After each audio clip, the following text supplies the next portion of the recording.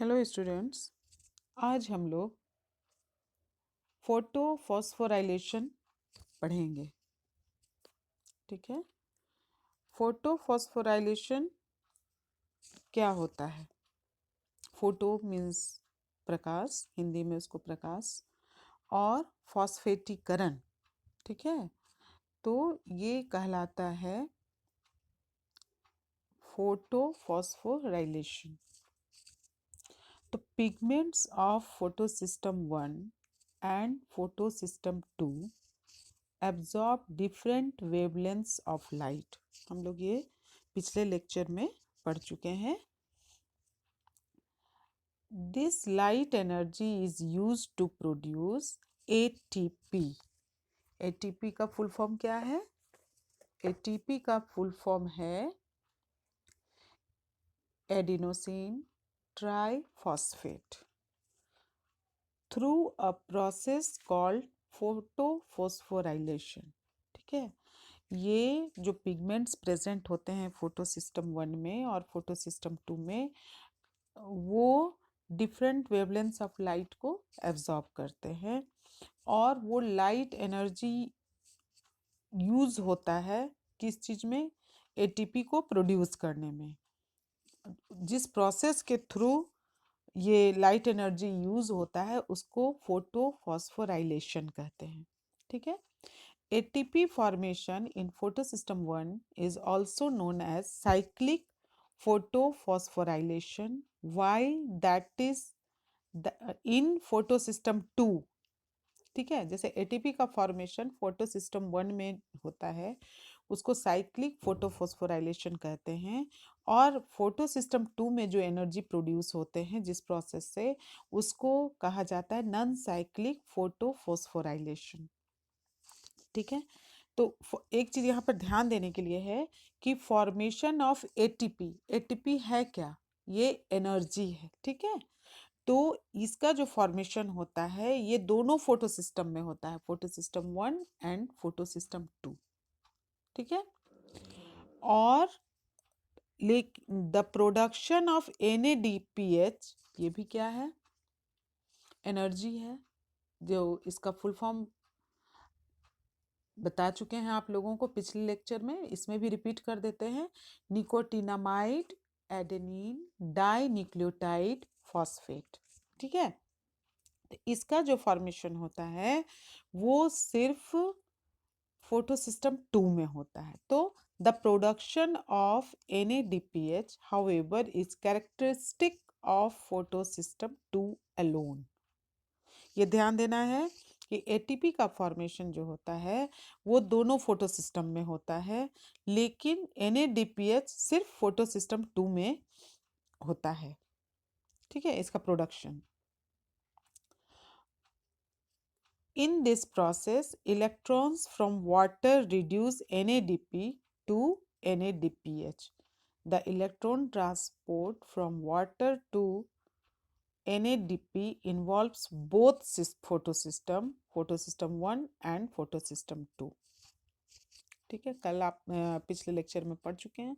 The graphic representation of pathway of this transport appears like an English alphabet Z and hence is known as Z scheme। पिछले lecture में हम लोग ये भी पढ़ चुके हैं कि इसका जो फोटो सिस्टम 2 से फोटो सिस्टम 1 में जो इलेक्ट्रॉन का ट्रांसपोर्ट होता है और उसका जो ग्राफिक रिप्रेजेंटेशन जो होता है, वो उसका जो रिप्रेजेंटेशन है उस पाथवे का, वो जस्ट लाइक जेड के तरह होता है, इसीलिए इसको जेड स्कीम भी कहते हैं।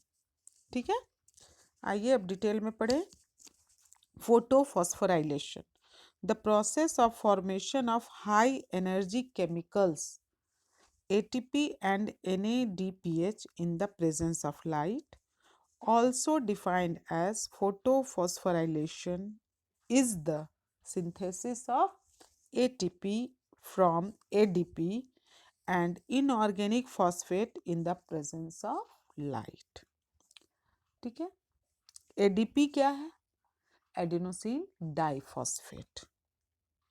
ठीक है। Phosphorylation is the process by which living organisms extract energy from oxidizable substances and store this in the form of bond energy like ATP. Phosphorylation takes place inside the cell in mitochondria and chloroplast.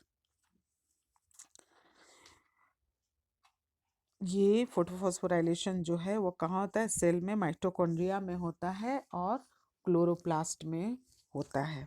ठीक है। Chloroplast में कहाँ पर होता है? Thylakoid membrane ये work करती है। ठीक है। फोटोफॉस्फोराइलेशन जो है वो दो तरह का होता है। फर्स्ट है cyclic photophosphorylation and second is non cyclic photophosphorylation. अभी स्टार्टिंग में हम थोड़ा सा आपको इसके बारे में बता चुके हैं। Non cyclic photophosphorylation, two photosystem work in series. First photosystem 2 and then photosystem 1. These two photosystems are connected through an electron transport chain, जिसका अभी आप लोगों को बताए हैं कि जिसका ग्राफिकल रिप्रेजेंटेशन इंग्लिश के Z लेटर की तरह होता है, इसलिए इसका नाम रखा गया है Z scheme. ATP and NADPH plus hydrogen ion are synthesized by this process. Photosystem 1 and photosystem 2 are found in lamellae of grana, hence this process is carried here. ठीक है। And cyclic photophosphorylation, only photosystem 1 works, the electron circulates within the photosystem. It happens in the stroma lamellae, possible location यही है इसका, because in this region photosystem 2 and NADP reductase enzyme are absent. यहाँ पर NADP reductase enzyme absent होता है, hence only ATP molecules are synthesized, और इसलिए यहाँ पर फोटोसिस्टम 1 में ATP मॉलिक्यूल सिंथेसाइज होते हैं। ठीक है। ये अभी आप लोग पढ़ भी चुके हैं। अब है एक केमी ऑस्मोटिक हाइपोथेसिस। ठीक है। ये क्या, इसके बारे में मैं थोड़ा सा आप लोगों को बता दूं कि क्लोरोप्लास्ट में ATP का सिंथेसिस जो होता है, ठीक है, उसके लिए उसके बारे में जो ATP का जो सिंथेसिस क्लोरोप्लास्ट में जो होता है, तो उस सिंथेसिस के लिए केमी ऑस्मोटिक हाइपोथेसिस को माना गया है। ये क्या है? तो जिस तरह से रेस्पिरेशन के तरह इसमें भी मेम्ब्रेन के आर पार, मेम्ब्रेन से जो हाइड्रोजन आयन या प्रोटॉन ग्रेडियंट के द्वारा ये काम जो है या ये प्रोसेस जो है वो होता है, और जिस तरह से रेस्पिरेशन में ये ATP का जो फॉर्मेशन है जो वो किसके द्वारा होता है? माइटोकॉन्ड्रिया के मेम्ब्रेन के द्वारा होता है। और यहाँ पर क्लोरोप्लास्ट के थाइलाकोइड मेम्ब्रेन ये काम करती है। ठीक है। क्या काम करती है? ATP का सिंथेसिस। और इसमें प्रोटॉन जमा भी होता है, और उसका जो मेम्ब्रेन के अंदर ल्यूमेन, जिसको कि ल्यूमेन भी कहते हैं, उसमें प्रोटॉन रहता है। और रेस्पिरेशन में जो माइटोकॉन्ड्रिया के जो दो मेम्ब्रेन होते हैं उसके बीच में प्रोटॉन का जमाव होता है, वहाँ पर उसका फॉर्मेशन होता है। ठीक है।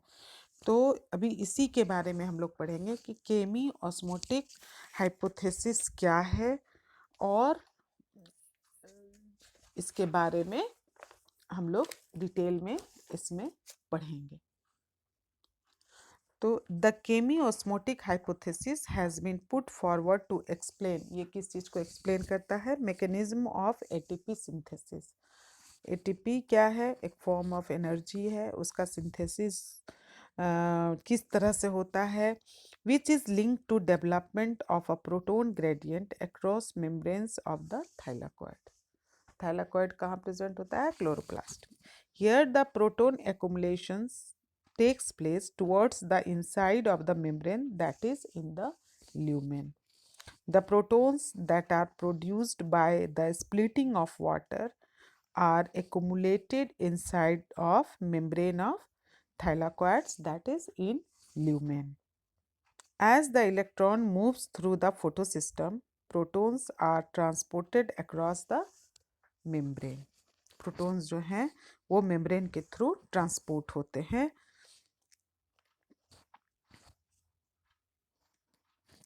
NADP reductase enzyme, ठीक है, is located on the stroma side of the membrane along with electrons from the acceptor. It removes hydrogen ion from the stroma during reduction of NADPH plus H ion. This creates proton gradients across the thylakoid membrane as well as a measurable decrease in pH in the lumen. ठीक है, मतलब इसमें क्या हो जाता है कि pH जो है वो घट जाता है। ठीक है, ATPase has a channel that allows diffusion of protons back to stroma across the membrane. और इसमें जो एटीपेज एंजाइम है वो ट्रांस मेम्ब्रेन चैनल बनाता है और जिससे कि प्रोटॉन जो है वो मेम्ब्रेन के पार हो जाता है। ठीक है, this release energy to activate ATPase enzyme that catalyses the formation of ATP. अब एटीपेज एंजाइम का वो पार्ट जो थाइलाकॉइड मेम्ब्रेन के बाहर की ओर स्ट्रोमा की तरफ निकला रहता है। ठीक है, और प्रोटॉन जब उसमें डिग्रेड कर जाता है, उसमें जो कैटालाइज जो काम करते हैं तो वो एटीपी का फॉर्मेशन करता है और इस तरह से एटीपी का फॉर्मेशन होता है। ठीक है, तो केमियोस्मोसिस रिक्वायर्स अ मेम्ब्रेन। अब केमियोस्मोसिस जो प्रोसेस है ये एक मेम्ब्रेन की इसमें ज़रूरत होती है, एक तो प्रोटॉन पंप की ज़रूरत होती है, एक प्रोटॉन ग्रेडियंट की ज़रूरत होती है और इसमें एटीपेज एंजाइम है ये, इसकी ज़रूरत होती है। ठीक है, तो energy is use to pump protons across a membrane to create a gradient or a high concentration of protons within the thylakoid lumen. कहने का मतलब है कि इसमें ये जो प्रोसेस है एटीपी फॉर्मेशन का जो प्रोसेस होता है उसमें एक मेम्ब्रेन की ज़रूरत होती है, एक प्रोटॉन पंप की ज़रूरत होती है, प्रोटॉन ग्रेडियंट की ज़रूरत होती है और एक एंजाइम की ज़रूरत होती है जिसका नाम है एटीपेज। ठीक है, और एनर्जी जो यूज़ होता है वो क्या करता है? प्रोटॉन को पंप करता है किधर की ओर? मेम्ब्रेन की तरफ, जिसमें कि ग्रेडियंट क्रिएट होता है या उस high concentration of proton with in the thylakoid lumen. उसमें थाइलाकॉइड में इसमें एंजाइम के द्वारा जो एक एंजाइम की आवश्यकता होती है जो कि मेम्ब्रेन के आर पार प्रोटॉन को ट्रांसपोर्ट करता है और ये कहाँ पर होता है? थाइलाकॉइड के ल्यूमेन में। ठीक है, इस चीज़ को हमेशा ध्यान देना है।